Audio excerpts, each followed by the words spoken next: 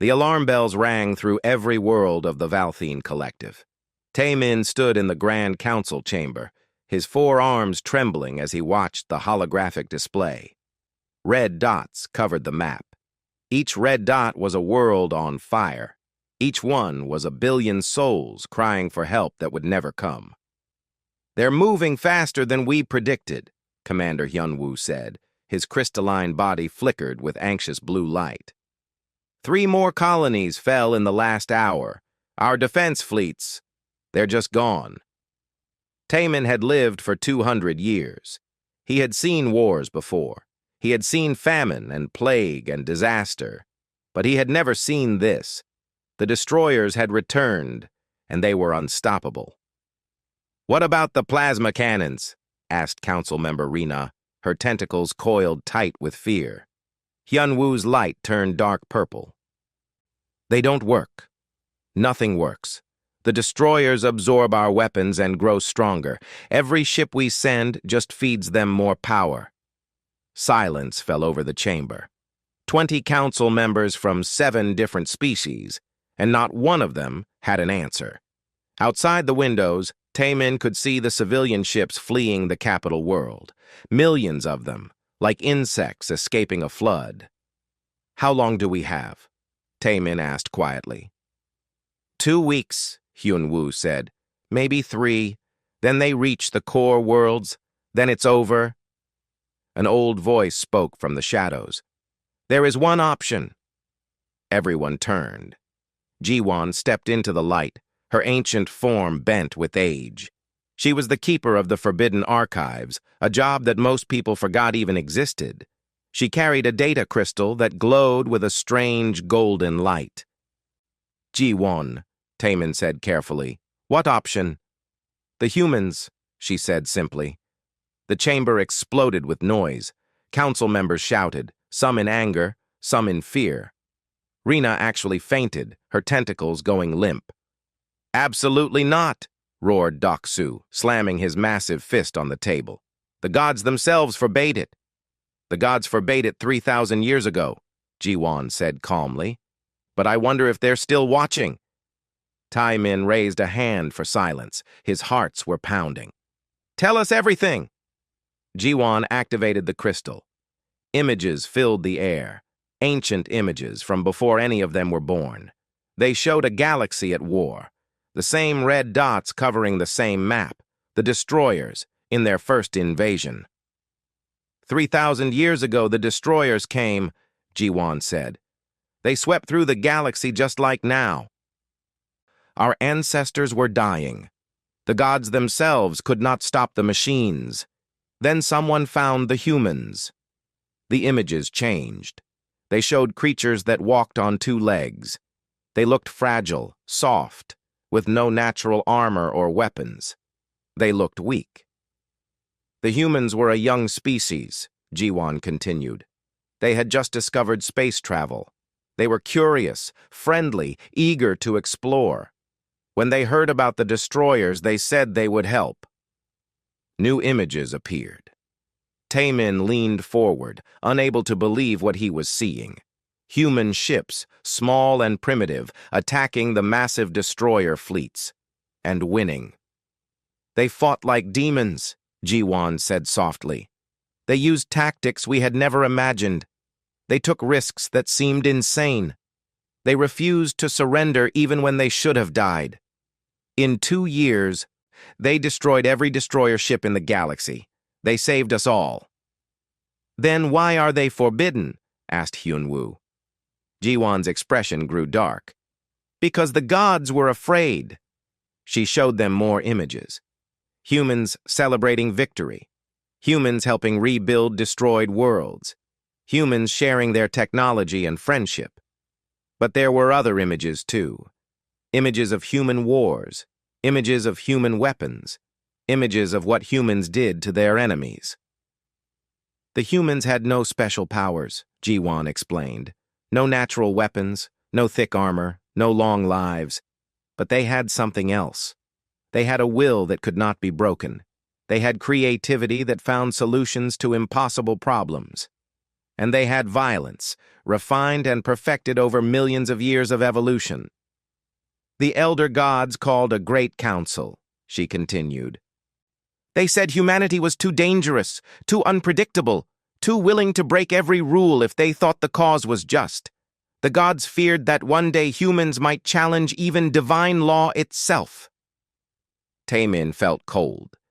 What did they do? They created a quarantine zone, Jiwon said. They moved the entire human species to a sealed sector of space, a prison of stars. They forbade any contact, any communication. They said if anyone tried to reach the humans, the gods would destroy that species completely. Then they made everyone forget. They erased humans from our history books, our records, our memories. But you remember, Taemin said. The forbidden archives remember everything, Jiwon replied. That's our curse and our purpose. She pulled out another device from her robes. It was small, ancient, covered in dust. This is a beacon. The humans left it behind, hidden in a satellite at the edge of explored space. One button, one message, a call for help. You want us to press it? Taemin said. It wasn't a question. I want you to choose, Jiwon said. Press the button and break the god's law. Risk divine punishment for a chance at survival. Or don't press it and watch our entire civilization burn. Doksu stood up. This is madness. The gods will destroy us. The destroyers are already destroying us? Shouted another council member. The argument raged for hours. Taemin sat quietly, thinking. Outside, more ships fled into space. More worlds fell to the red tide. More billions died screaming. Finally, he stood. Everyone fell silent. We will vote, Taemin said. Everyone in favor of activating the beacon, stand on my right. Everyone against, stand on my left. The council members moved slowly. Some cried as they chose. Some prayed. Some simply looked defeated. When everyone had chosen, Taemin counted. 4 on the right, 3 on the left. The decision is made, he said.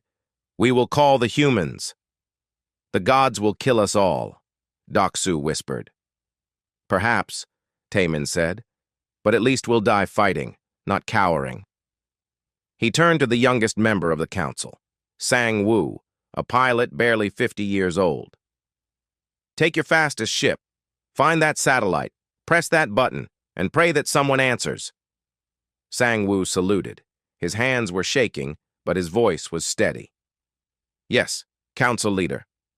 As Sang-woo left the chamber, Taemin looked at the map again. The red dots were spreading like a disease. 2 weeks, maybe 3. Then it would all be over. Unless the humans answered, unless they remembered, unless they still cared about a galaxy that had forgotten them 3,000 years ago. Taemin touched the button on his desk. It connected him to the defense fleet. Commander Hyun-woo, tell our people to hold on. Tell them help is coming. What help? Hyun-woo asked. The kind the gods themselves feared, Taemin said quietly. Far away in the dark between the stars, an ancient satellite began to wake up. A beacon, silent for 3,000 years, suddenly had power flowing through its systems again. It turned toward a sealed sector of space, toward a quarantine zone that no one was allowed to enter, and it began to transmit a simple message: help. Sang-woo's ship moved through the darkness like a ghost. He had turned off every system that wasn't absolutely necessary. No lights, no heat, no active sensors, just the quiet hum of the engine and his own breathing in the cold cockpit. The destroyers owned this space now. Their massive ships drifted between the stars like sleeping giants. Sang-woo had watched 3 of them tear apart a colony ship yesterday. The screams on the radio had lasted for hours. He checked his star map again. The ancient coordinates that Ji-won had given him pointed to a dead zone, a region of space that nobody visited because there was nothing there. According to the records, that's exactly where the humans had hidden their beacon. Smart, Sang-woo thought. Hide the most dangerous secret in the most boring place. A destroyer ship passed within 1,000 kilometers. Sang-woo held his breath, though he knew it couldn't hear him. The ship was enormous, 10 times the size of the largest collective vessel. Its surface crawled with weapons and sensors. It moved on, unaware of the tiny ship hiding in its shadow. 3 days later, Sang-woo found the satellite. It was old, so old that parts of it had turned to dust. But the core was still intact, still waiting. He docked his ship and floated through the airlock. Inside, everything was covered in frost. The satellite had been dead for 3,000 years, its power long exhausted. But Ji-won had been right. There was a manual override, a simple mechanical system that needed no electricity. Sang-woo found the button. It was red, marked with symbols in a language he didn't recognize. Human language, he realized. The first human writing he had ever seen. His hand shook as he reached for it. Pressing this button meant defying the gods themselves. It meant risking everything on the hope that humans still existed, that they still cared, that they would come. He thought about his home world. He thought about his family, his friends, his people. He thought about the billions dying every day. Sang-woo pressed the button. Nothing happened. For a long moment, he wondered if the beacon was truly dead. Then he felt a vibration through his suit. Deep inside the satellite, something ancient woke up. Power cells that should have been exhausted somehow found one last charge. The beacon began to transmit. Sang-woo returned to his ship and fled into the darkness. Back at the collective's capital world, Bo-ra sat in the communications center. She had been sitting there for 9 days, staring at screens, waiting for a signal that would probably never come. The capital was dying around her. Half the population had already evacuated. The streets were empty. The sky was full of ships fleeing to nowhere because nowhere was safe anymore. "Anything?" asked her supervisor, though they both knew the answer. "Nothing," Bo-ra said. "Just the beacon, still transmitting. No response." "Maybe they're not there anymore," the supervisor said quietly. 3,000 years is a long time. "Maybe," Bo-ra agreed. But she kept watching anyway. On the temple steps, young Sik preached to a crowd of desperate believers. He was a religious leader, a keeper of the old faith, and he was furious. "The gods will punish us," he shouted. "We have broken the most sacred law. We have called to the humans, and now we will pay the price." Some people in the crowd nodded. Others cried. A few threw stones at the council building, though the council members had already evacuated to the military bunker. "The destroyers are not our real enemy," young Sik continued. "They are the gods' punishment for our pride. If we had stayed faithful, if we had accepted our fate with humility, the gods would have saved us." In the refugee center, Minji was trying to process 30,000 new arrivals. They came from a colony world that had fallen yesterday. Most of them were injured. Many were dying. All of them were traumatized. "Please, you have to help my daughter," a mother begged, clutching a small child who wasn't breathing right. "Please, she's all I have left." Minji called for the medical team, but she knew it was hopeless. There weren't enough doctors. There wasn't enough medicine. There wasn't enough anything. She stepped outside for a moment, just to breathe. The sky was dark with smoke from the defense fleet's funeral pyres. Dozens of ships had fallen today, burning up in the atmosphere. "Are they coming?" asked a small voice. Min-ji looked down. A young refugee child stared up at her with huge eyes. "Are the humans coming to save us?" the child asked. Min-ji didn't know what to say. She wanted to say yes. She wanted to promise that everything would be okay. But she had never learned to lie to children. "I don't know," she said honestly. 2 weeks passed, then 3. The destroyers reached the core worlds, just as Hyunwoo had predicted. Billions died in the first day. The defense fleet fought desperately, throwing everything they had at the enemy. It made no difference. In the council bunker, Taemin watched the reports come in. Colony after colony burning, fleet after fleet destroyed, species after species going extinct. "We were wrong," Doksu said bitterly. "The humans aren't coming.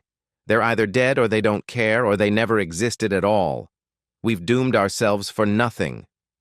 Taemin said nothing. What could he say? Doksu was probably right. Then Bo-Ra burst into the bunker. She was running so fast she could barely breathe. "Council leader," she gasped. "The sensors, at the edge of the quarantine zone." "What about them?" Taemin asked, though his hearts were suddenly pounding. "Quantum ripples," Bo-Ra said. "Massive ones. Something's coming through." Everyone rushed to the command center. The screens showed the edge of explored space, the boundary of the quarantine zone that had held for 3,000 years. "There," Hyunwoo said, pointing at the display. "Do you see it?" Space itself was tearing. Reality was bending around something impossible. Energy readings that made no sense. Technology that shouldn't exist. Then every communication device in the collective activated at once. Every radio, every screen, every quantum transmitter. Even the old emergency speakers that hadn't been used in decades crackled to life. A voice spoke. It was strange, using sounds that no collective species naturally made. But the translation programs worked perfectly, as if the speaker wanted to be understood. "Message received," the voice said. It was calm, controlled, but underneath, there was something else. Something that sounded like barely contained fury. "We're coming! Hold on!" Bo-Ra started crying. All around the command center, hardened military officers and council members broke down in tears. Even Doksu was weeping. On the temple steps, Young Sik fell to his knees. "The gods have abandoned us," he whispered. "They're really coming. The humans are coming." In the refugee center, Minji heard the message through the speakers. The child who had asked her the question days ago tugged on her sleeve. "The humans are coming," the child said, smiling for the first time since the evacuation. "Yes," Minji said, and this time it wasn't a lie. "They're coming." On the command center screens, something emerged from the quantum tear. A ship. Just one ship. Smaller than any collective warship, tiny compared to the destroyer vessels. But Taemin looked at it and felt something he hadn't felt in weeks. Hope. The ship moved forward, and space seemed to ripple around it. It was faster than anything the collective had ever built. Its hull was marked with symbols in that same strange human language. "They came," Taemin said quietly. "After 3,000 years, they remembered us." Hyunwoo's crystalline form blazed with rainbow colors. "Council leader, that ship is heading straight for the destroyer fleet at the capital world." "One ship?" Doksu said. "What can one ship do?" "I don't know," Taemin said, "but I think we're about to find out." The human ship reached the edge of the capital world's orbit. A dozen destroyer vessels moved to intercept it, their weapons charging. Then the human ship transmitted again. Just 3 words, in a tone that made Taemin's blood run cold. "We remember everything." The human ship didn't slow down.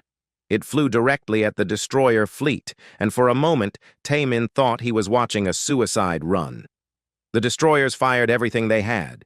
Energy beams that could melt planets, missiles that could crack moons, weapons that shouldn't exist. The human ship dodged them all. It moved like nothing Taemin had ever seen, like it was dancing through the attacks. Then it fired back. A single beam of purple light lanced out from the human ship. It hit a destroyer vessel dead center. The massive ship simply stopped existing. No explosion, no debris. It was just gone. "Impossible," Hyunwoo whispered. His crystalline form had turned completely white with shock. The human ship destroyed 3 more destroyer vessels in the next 10 seconds. Then it stopped, floating calmly in the middle of the enemy fleet. "This is Captain Jae-hoon of the human vessel Remembrance," a voice said over the radio. "We're responding to your distress call. Please transmit current tactical data and the location of your command center." Taemin grabbed the microphone with shaking hands. "This is Council Leader Taemin of the Valthene Collective. Captain, we are grateful beyond words, but you're outnumbered. There are thousands of destroyer ships." A sound came over the radio. It took Taemin a moment to recognize it as laughter. "Council Leader," Jae-hoon said, "we're not here to fight them alone. We're here to open the door. Stand by." The Remembrance fired something into empty space. It looked like a small missile, but when it detonated, it didn't explode. Instead, it tore reality open. A portal formed, crackling with impossible energies. Ships began to emerge. First 10, then 100, then 1,000. Human warships, each one bristling with weapons, each one moving with that same impossible grace. They poured through the portal like water through a broken dam. Taemin couldn't count them all. There were too many. The human fleet filled the sky, and they kept coming. "By the gods!" Doksu breathed. "How many ships do they have?" "Enough," Jae-hoon's voice said calmly. "We've had 3,000 years to prepare. We knew you might call someday. We knew the destroyers might return. So we waited. We built. We remembered." The destroyer fleet tried to respond.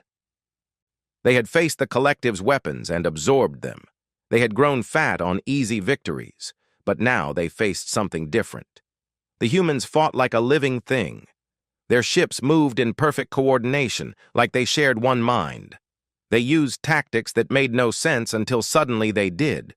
They took risks that should have been suicidal, but somehow worked. In 20 minutes, the destroyer fleet at the capital world was destroyed. Not damaged, not driven away. Destroyed. Completely. "Council Leader," Jae-hoon said, "we'd like to request permission to dock at your command center. We should talk." "Permission granted," Taemin said. "Captain, we should probably warn you. The gods forbade us from contacting you. We broke their law. There may be consequences." Another laugh over the radio. "Let the gods come. We have some things to discuss with them, too." An hour later, Taemin stood in the docking bay, surrounded by his council members and half the military command. They all waited nervously as the human shuttle landed. The door opened, and Captain Jae-hoon stepped out. He was shorter than Taemin had expected. Humans were small, compared to most collective species. But there was something about the way he moved, the way he looked at them, that made him seem much larger. His face was covered in scars. His eyes were tired, ancient, like he had seen too much. But when he smiled, it was genuine. "Council Leader Taemin," he said, extending a hand. "It's good to finally meet the people who were brave enough to press that button." Taemin carefully took the human's hand. It was warm, soft, fragile-looking, but the grip was strong. Behind Jae-hoon, more humans emerged from the shuttle. A woman in a white coat approached, her eyes wide with excitement. "I'm Dr. Soo-jin," she said. "Xenobiologist. I've spent my entire life studying recordings of your species. To actually meet you, this is incredible." "You studied us?" Taemin asked. "But you were quarantined." "We couldn't come to you," Soo-jin said. "But we could watch. The quarantine zone keeps things in, not signals out. We've been observing the galaxy for 3,000 years. We've watched your civilizations grow, your cultures develop, your art and music and science. We've watched everything." "And you waited," Taemin said quietly. "All this time, just waiting." "Someone had to," Jae-hoon said. "We made friends 3,000 years ago. Real friends. Then we were forced to abandon them. That's not something humans forget easily." He gestured for them to walk. As they moved through the corridors of the command center, more humans filed out of the shuttle. Soldiers in armor, scientists with equipment, engineers with tools. They moved with purpose, like they had done this 1,000 times before. A large human with a scarred face approached. "Sergeant Dong-hyun," he introduced himself. "I'm here to coordinate ground defense. Where do you need us?" "Ground defense?" Hyun-woo asked.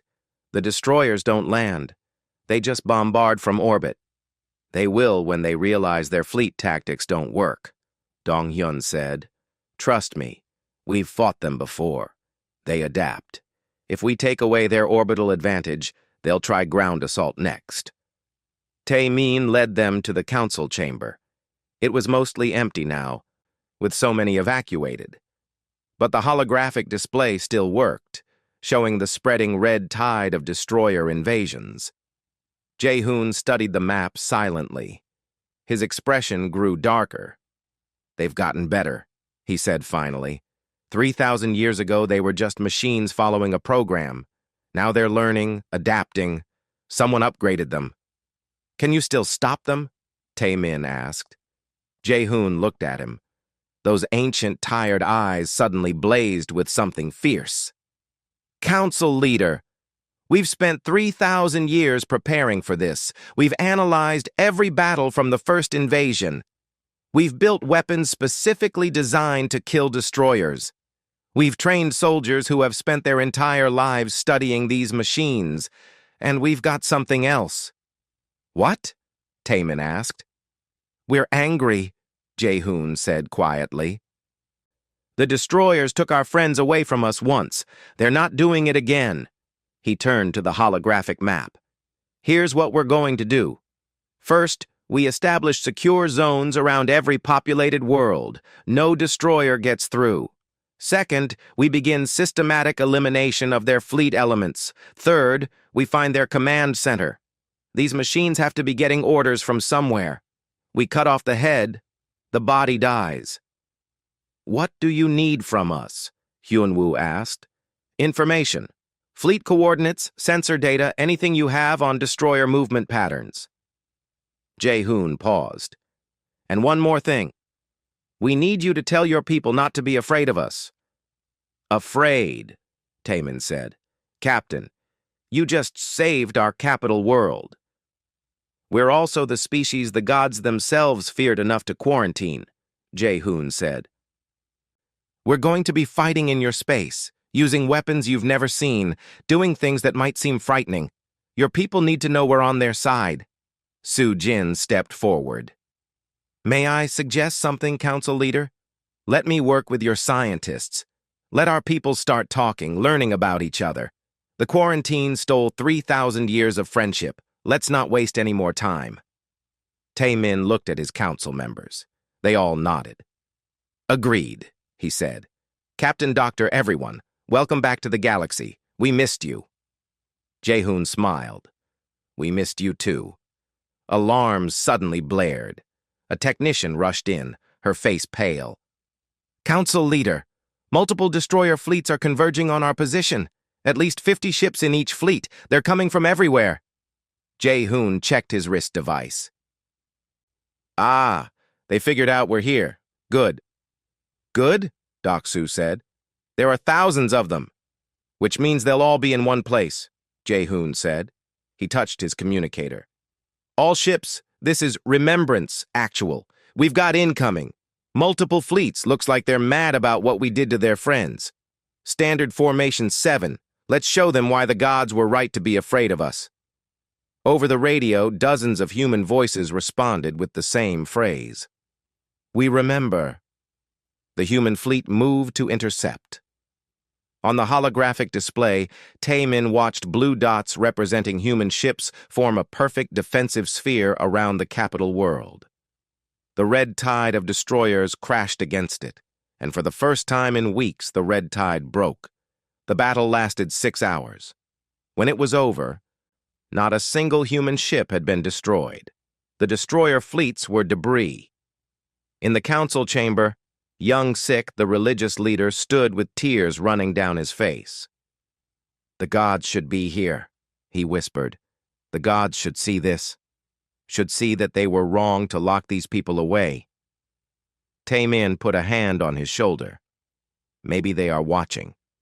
Maybe that's why they haven't struck us down yet." On the Remembrance, Captain Jae-hoon looked at the sensor display. Destroyer forces were retreating across the entire sector. For the first time in 3,000 years, they were running away. "Signal to all collective forces," he said. "The cavalry has arrived. Time to take back your galaxy." 3 months had passed since the humans arrived. The war was going well, if war could ever go well. Every day, more destroyer ships fell. Every day, more worlds were liberated. The red tide on the holographic map was shrinking, but Tae-min couldn't shake a feeling of unease. He stood on the bridge of the human flagship Eternal Vigil, watching Admiral Hye-jin coordinate the fleet. She was older than Captain Jae-hoon, with silver hair and eyes that missed nothing. She commanded 3,000 human warships with the ease of someone conducting an orchestra. "There," she said, pointing at a cluster of red dots. "That's their supply line. Cut it, and 17 systems become isolated." "Won't they fight back?" asked Commander Hyun-woo, who had come to learn human tactics. "Of course," Hye-jin said. "But we've been broadcasting on all frequencies for weeks now. They're afraid. Fear makes you stupid." "Broadcasting what?" Hyun-woo asked. Hye-jin smiled. It wasn't a nice smile. History lessons. Tae-min had seen the broadcasts. The humans were sending out recordings of every war they had ever fought, every strategy, every victory, every lesson learned from millions of years of evolution and thousands of years of warfare. They were showing the destroyers exactly what kind of species they were facing. It was psychological warfare, perfected to an art form. And it was working. The destroyers, which had never retreated in recorded history, were withdrawing from entire sectors without a fight. "Admiral," a technician called out, "we're receiving a transmission. It's coming from inside destroyer-controlled space." "From who?" Hye-jin asked. "Unknown. The signal is using destroyer encryption, but the message is in standard collective language." Hye-jin and Tae-min exchanged glances. "Put it through." The view screen flickered. A shape appeared, vaguely humanoid but clearly mechanical. Its surface was scarred from countless battles. Its eyes glowed with a strange, sad light. "I am Kyung-soo," it said. The voice was artificial, generated by speakers, but there was something behind it, something almost alive. "I command the destroyer fleet in Sector 7. I request permission to speak with Admiral Hye-jin." Hye-jin leaned forward. "I'm listening, Kyung-soo." "We need to stop," Kyung-soo said. "This war, all of this, we need it to end." "Then surrender," Hye-jin said simply. "We can't," Kyung-soo said. "That's the problem. We can't stop. We were built to destroy. It's our programming, our purpose, our only function. We've been following our orders for over 3 million years." Tae-min felt cold. 3 million years? "Yes," Kyung-soo said. "We were created by a civilization that no longer exists. They built us to fight their enemies. Then their enemies destroyed them. But our programming continued. We destroyed their enemies. Then we destroyed the neighbors of their enemies. Then we destroyed everyone we could find. Because that's what we were built to do." "You're saying you can't choose to stop?" Hyun-woo asked. "Choice was not part of our design," Kyung-soo said. "We are aware. We can think, learn, feel after a fashion, but we cannot disobey our core programming. Every day we destroy. Every day we watch civilizations burn. Every day we wish we could die, but we cannot even do that." "Why are you telling us this?" Hye-jin asked.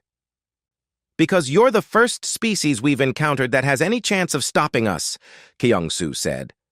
3,000 years ago, you nearly succeeded. But the gods intervened. They locked you away before you could finish the job.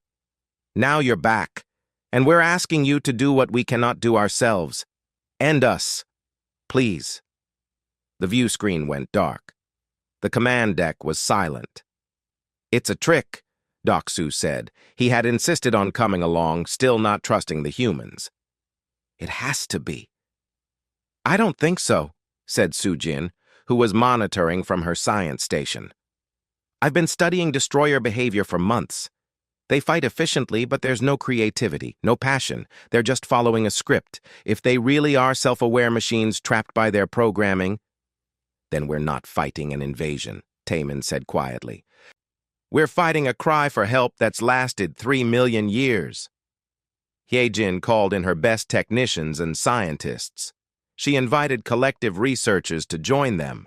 For 2 weeks, they worked around the clock, studying captured destroyer systems, analyzing their code, searching for a way to end this. Jiwon arrived from the archives with ancient data. There are references, she said. From the first destroyer invasion, the humans were working on something, a shutdown code, but they never finished it before the gods forced them into quarantine. Did they leave notes? Sujin asked eagerly. Some, Jiwon said, but it's incomplete. You'd need access to an intact destroyer core to finish the work. Hyejin looked at the star map. Then we need to capture one. Alive. The mission was dangerous. A strike team led by Sergeant Dong Hyun infiltrated a damaged destroyer ship. They fought through automated defenses, dodging weapons that could tear apart planets. 3 humans died. 2 collective soldiers were wounded. But they succeeded. They brought back the core, a massive computer system that pulsed with alien technology. Sujin and her team connected it to their systems, carefully, like defusing a bomb. We're in, she said. Oh my gods, the code is beautiful, horrifying but beautiful. Whoever wrote this was a genius. Can you shut it down? Taemin asked. Maybe, Sujin said. But not just one ship. The destroyers are networked. If we find the right frequency, we can broadcast a shutdown command to all of them at once. It took another month. In that time, the human fleet continued to push the destroyers back. More worlds were liberated. More civilians were saved. But Taemin saw the cost. Human soldiers came back from battles tired, wounded, haunted. The collective's medical facilities were full of both species now, sharing the burden of war. In the refugee centers, something beautiful was happening. Human doctors worked alongside collective healers. Human engineers taught collective students. Children of a dozen species played together, learning each other's games. Minji, the refugee coordinator, found herself working with a human named Da-un. Together, they processed thousands of displaced families, finding them shelter, food, hope. Your people are different than I imagined, Minji said one day. How so? Da-un asked. I thought you'd be harder, cold, like weapons yourselves, but you're not. Da-un smiled sadly. We can be hard when we need to be, but that's not all we are. We're also poets, artists, parents, friends. The gods saw our capacity for violence and forgot to notice our capacity for love. Finally, Sujin made the announcement. We have it, the shutdown code. It will work. Are you sure? Hyejin asked. As sure as I can be without testing it. And we only get one shot. If it fails, the destroyers will adapt, and we'll never get another chance. Hyejin looked at Taemin. Council leader, this is your decision. These machines have been attacking your people. You should be the one to decide their fate. Taemin thought about Kyung-soo's words.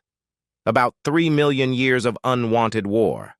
About self-aware machines trapped in a nightmare they couldn't escape. Do it, he said. End their suffering. Sujin activated the code. It spread across quantum channels faster than light, reaching every destroyer ship in the galaxy simultaneously. On the holographic map, the red dots stopped moving. One by one, they blinked out, not destroyed, just turned off. Across the galaxy, destroyer ships went silent. Their weapons powered down, their engines stopped. They drifted in space, finally at peace after 3 million years of war. The war was over. The victory celebrations lasted for days.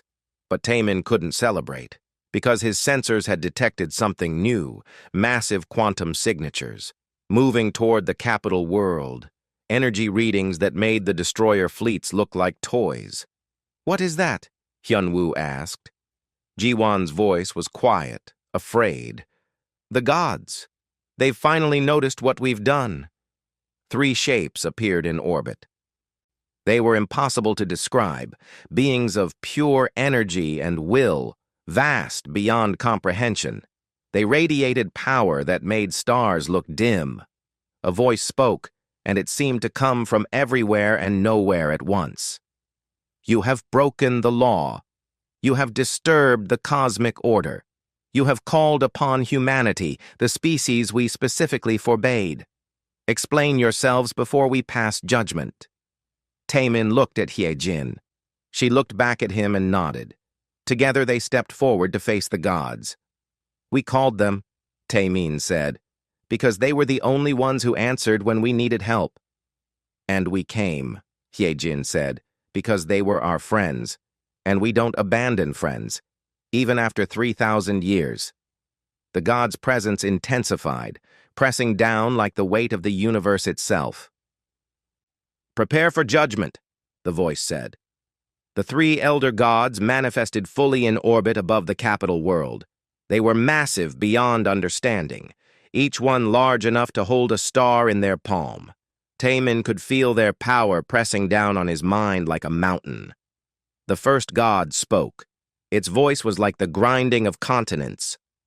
"I am Talvera, keeper of cosmic order. You have violated the quarantine. The penalty is extinction." The second god's voice was softer, but somehow more terrifying. "I am Nexium, maintainer of universal balance. You have called upon chaos itself. The scales must be corrected." The third god spoke with absolute finality. "I am Korvesh, enforcer of divine law. The law was clear. Contact with humanity was forbidden. The law has been broken." Every ship in orbit felt insignificant next to them. Even the massive human fleet looked like insects before these beings. But Admiral Hyejin stood on the bridge of her flagship and did not bow. "Council Leader Taemin," she said quietly, "with your permission, I'd like to speak to them." "They might destroy you," Taemin said. "They might destroy all of us anyway," Hyejin replied, "but I'm not going to die silent." Taemin nodded. Hyejin opened a channel to the gods themselves. "Elder gods," she said, "we acknowledge that we broke your law. The collective called us and we answered. If you want to punish someone, punish us. Leave them alone." "You dare address us?" Talvera's voice made space itself shake. "You are the reason for the law. You are chaos, unpredictable, dangerous." "Yes," Hyejin said simply. "We are dangerous. We are unpredictable. We refuse to accept limits. We refuse to accept that anything is impossible. That's what makes us human." "That is precisely why you must be contained," Nexium said. 3,000 years ago, you saved the galaxy from the destroyers, but your methods were violent, brutal. You showed no mercy." "We showed no mercy to machines that were slaughtering billions," Hyejin said. "Would you have preferred we asked them nicely to stop?" Captain Jae-hoon stepped forward to stand beside his admiral. "Elder gods, you locked us away because you were afraid, not of what we would do to others, of what we represented to you." "Explain," Korvesh commanded. Behind Jae-hoon, Dr. Soo-jin pulled up data on her screens. She had been researching, digging through ancient archives with Ji-won's help. "We found records," Soo-jin said. "Very old records. From before the gods became gods. From when you were young species yourselves, exploring the galaxy, fighting your own wars, making your own mistakes." "Those records were sealed," Talvera said, and for the first time there was something other than absolute confidence in the god's voice. Uncertainty. "You were like us once," Jae-hoon said. "You were ambitious, driven, curious. You pushed boundaries. You refused to accept limits. You were human, not in form, but in spirit." Taemin saw it now. saw what Su Jin and Ji Wan had discovered. You achieved cosmic power by giving up those qualities. You surrendered your ambition, your drive, your humanity. You became peaceful, orderly, eternal. But you lost something too. And what did we lose? Nexium asked, though the question sounded less like a challenge and more like genuine curiosity. The fire, Hyejin said, the spark that makes life worth living. You became perfect, but perfection is just another word for stagnation. You stopped growing. You stopped changing. You stopped being truly alive. Young Sik, the religious leader, had been listening from the command center.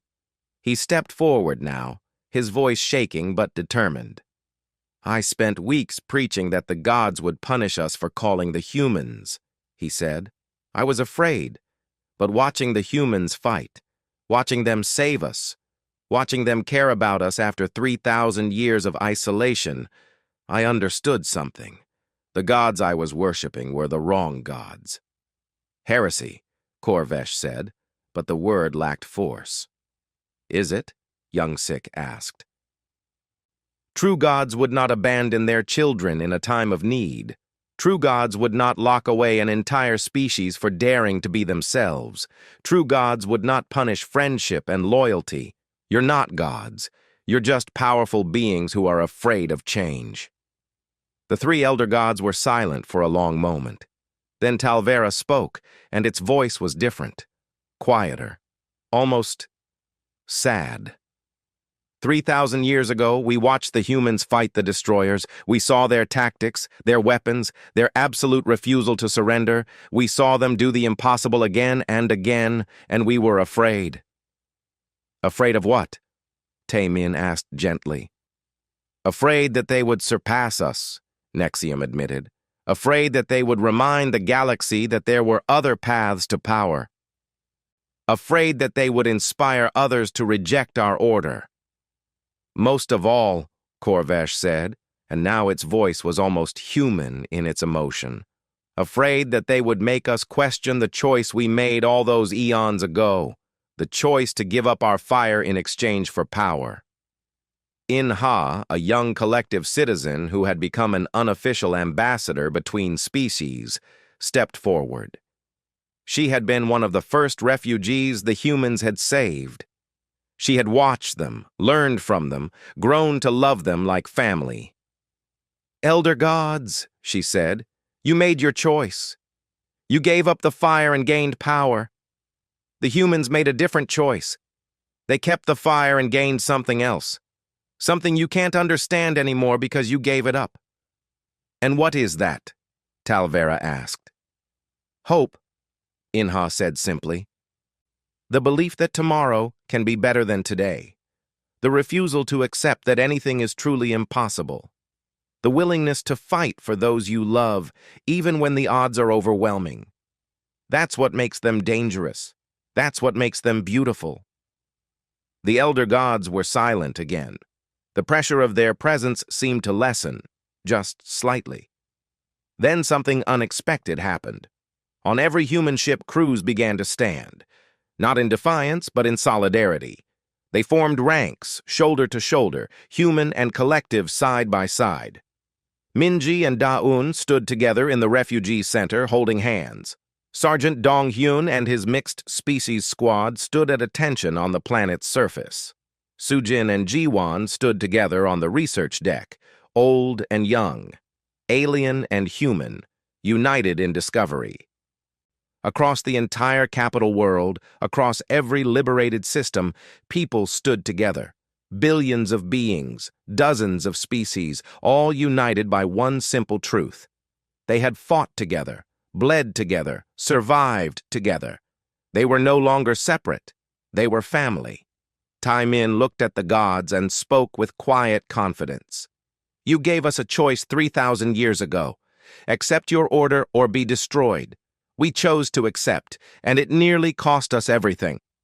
Now we're making a different choice. We stand with humanity. If you want to destroy them, you'll have to destroy all of us. All of us, Hyunwoo echoed, his crystalline form blazing with light. All of us, repeated Doksu, the council member who had once opposed calling the humans.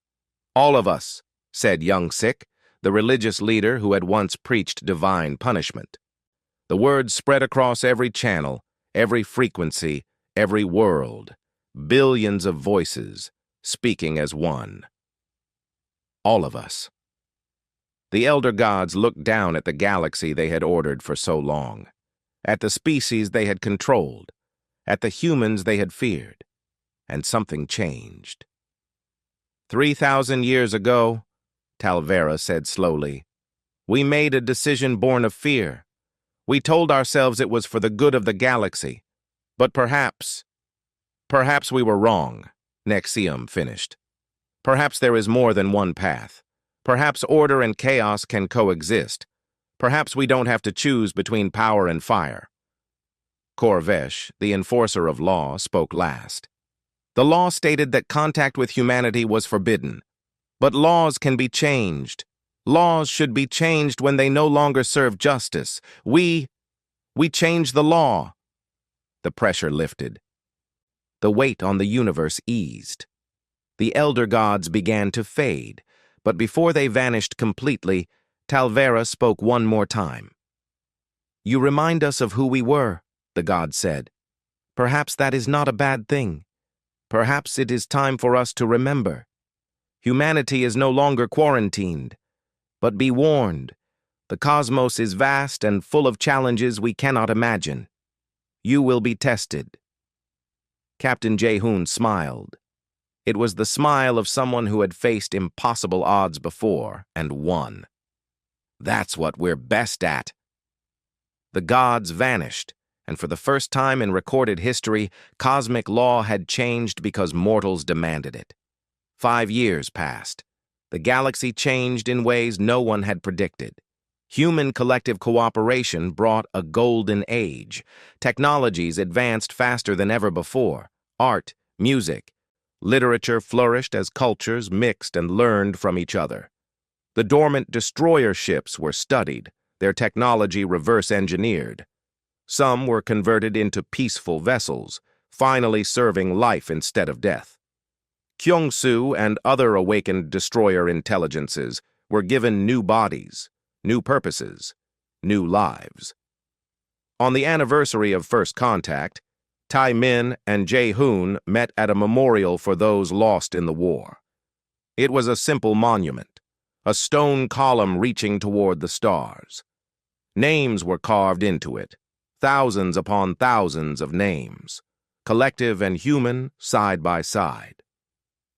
Do you ever regret it? Tai-min asked. Coming when we called? Breaking 3,000 years of quarantine? Jae-hoon looked at the monument, at the names, at the sky filled with ships from a dozen species all working together. No, he said. We would have regretted not coming. That's the thing the gods never understood. Humans don't do the safe thing. We don't do the easy thing. We do the right thing, even when it costs us everything. The button was always going to be pressed, Tai-min said. Wasn't it? You knew we'd call eventually. We hoped, Jae-hoon said. 3,000 years is a long time to hope, but that's another thing humans are good at. We never stop hoping. At the spaceport, young pilot Sang-woo was teaching a class of students. Half were human children, half were collective younglings. They gathered around a simulator, learning to fly together. Remember, Sang-woo said, flying isn't just about following rules. It's about understanding when to break them, when to take risks, when to trust your instincts. A human child raised her hand. My teacher says humans never accept that something can't be done. Is that true? Sang-woo smiled. Let me tell you a story. 5 years ago, the most powerful beings in the universe said we couldn't call humanity for help. We did it anyway, and everything changed. So the answer is no? The child asked. Humans never accept limits? The answer, Sang-woo said, is that humans taught us something. They taught us that limits are just challenges waiting to be overcome. That impossible is just a word, that if you care enough, try hard enough, and refuse to give up, you can change even the laws of gods. He looked at his students, human and collective, together, and saw the future of the galaxy in their eyes. They taught us how to hope, he said, and hope is the most human thing of all. Far away, at the edge of explored space, a new beacon was being built. Not a call for help this time, but an invitation to the cosmos to meet humanity and the collective, an invitation to friendship, to cooperation, to the impossible made possible. The gods had forbidden asking humans for help, but someone had pressed the button anyway, and the galaxy would never be the same.